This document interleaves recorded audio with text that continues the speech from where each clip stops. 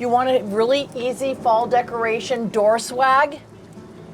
Come with me and I'll show you how to make it. Here are the easy steps to making a Thanksgiving or fall spray for your front door or decorative item in your house.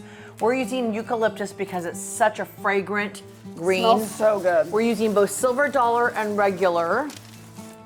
Most people might want to wear gloves. I'm kind of old school because it's really sticky. Super but sticky. That's okay.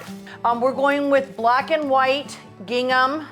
We're doing some of the more neutral colors, burlap, kind of a faux burlap, and you'll see how it comes together, okay? Okay, Yes. so Olivia, what are our steps that we have to do?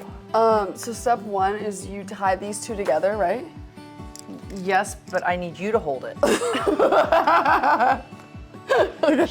She's the boss. So you tie this right here.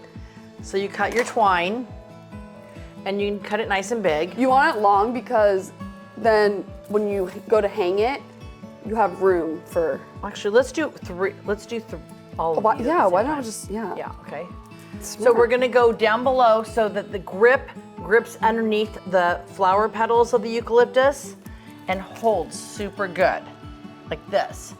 And then we're gonna wrap it around one more time and do a knot, like that. Yep, just like that. Super easy. Now we're gonna add in some of the silver dollar eucalyptus because it's whimsical and airy.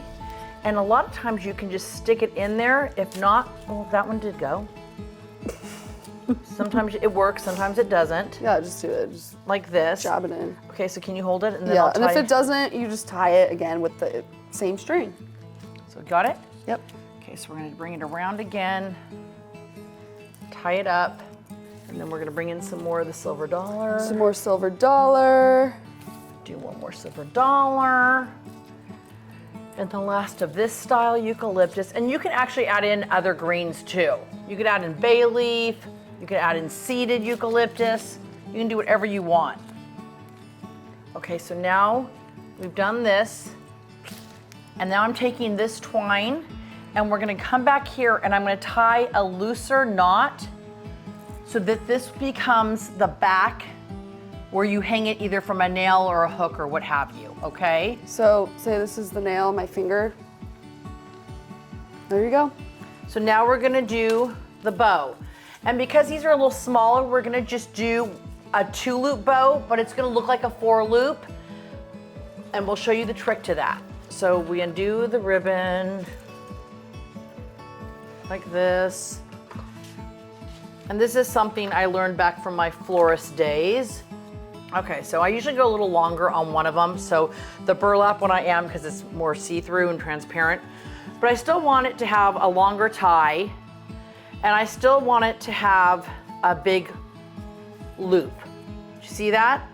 So now we did the one and you pinch between your two fingers, your thumb and your forefinger, and you're gonna do it one more time like this.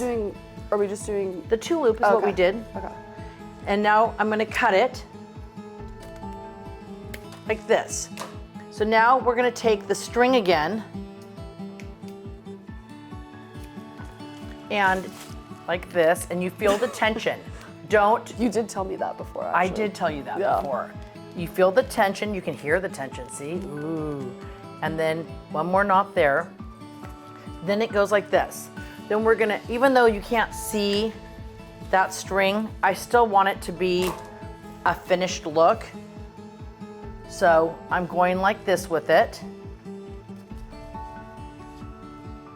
and tying another knot like that. Now you're gonna take the bow and you're gonna go like this, okay? So now we're gonna tie it on. So we're tying this. Okay.